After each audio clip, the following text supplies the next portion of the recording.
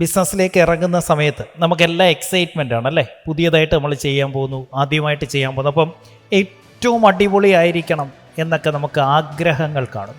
അപ്പോഴാണ് നമ്മൾ എന്ത് ചെയ്യുന്നത്, ഏറ്റവും മികച്ച ലോഗോ ഉണ്ടാക്കാൻ നോക്കുന്നത്, ഏറ്റവും നല്ല പേരിടാൻ നോക്കുന്നത്, ഏറ്റവും നല്ല ഡിസൈൻ കൊണ്ടുവരാൻ നോക്കുന്നത്, നല്ല ഓഫീസ് എടുക്കാൻ നമ്മൾ ആഗ്രഹിക്കുന്നത്, നല്ല ഇൻറ്റീരിയർ ചെയ്യാൻ നമ്മൾ ആഗ്രഹിക്കുന്നത്, ഭയങ്കര ഇനോഗ്രേഷൻ നടത്താൻ നമ്മൾ ആഗ്രഹിക്കുന്നതൊക്കെ ആ എക്സൈറ്റ്മെൻറ്റിൻ്റെ പുറത്താണ്. പക്ഷേ ബിസിനസ്സിൽ ആ എക്സൈറ്റ്മെൻറ്റ് വേണ്ട.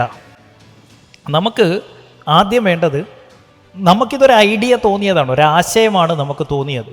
ഇത് വിജയിക്കുമോ ഇല്ലയോ എന്ന് നമുക്കറിയത്തില്ല. അങ്ങനെ പ്രൂവൺ അല്ലാത്ത ഒരു കാര്യത്തിൻ്റെ പുറത്ത് പൈസ ഒന്നും ചിലവാക്കരുത്. 2016 എനിക്കൊരു ട്രെയിനറാകാൻ പറ്റുമോ, എൻ്റെ ട്രെയിനിങ്ങിൽ ആരെങ്കിലും വരുമോ എന്നൊന്നും എനിക്കറിയത്തില്ല. അന്ന് ചെയ്തത് വാട്സപ്പിൽ ഒരു ഗ്രൂപ്പ് ക്രിയേറ്റ് ചെയ്യുന്നു.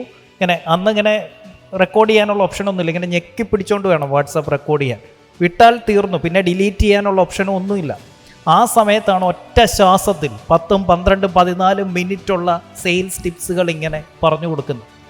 അങ്ങനെ കുറേ ദിവസങ്ങൾ കഴിഞ്ഞപ്പോൾ എനിക്കൊരു മെസ്സേജ് വരികയാണ്, ഞാൻ ദുബൈയിലാണ്, ഞാൻ സാറിൻ്റെ വാട്സപ്പ് ഗ്രൂപ്പിലുള്ളതാണ്, ഞാനൊരു കാര്യം ചെയ്തോട്ടെ, അവിവേകമായിട്ട് തോന്നരുത്. ഞാൻ പറഞ്ഞു, എന്താ മോനെ?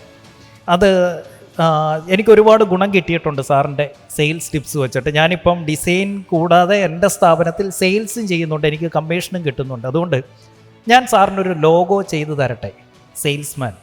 ഞാൻ പറഞ്ഞു, ഞാനെന്താ നീ ചെയ്തു. അന്ന് അവൻ ഫ്രീ ആയിട്ട് ചെയ്തു തന്ന ആ ലോഗോയാണ് 2020 ഈ കിങ് മേക്കർ എന്ന ലോഗോ ഉണ്ടാക്കുന്നിടം വരെ നമ്മുടെ ലോഗോ. നിങ്ങൾ അന്നത്തെ യൂട്യൂബ് വീഡിയോസൊക്കെ എടുത്ത് നോക്കിയാൽ മതി. അനിൽ ബാലചന്ദ്രൻ ദ സെയിൽസ്മാൻ എന്ന് പറയുന്ന റെഡ് വൈറ്റ് കോമ്പിനേഷനിലുള്ള ഒരു ലോഗോ ആ പയ്യൻ ചെയ്തു തന്നതാണ്.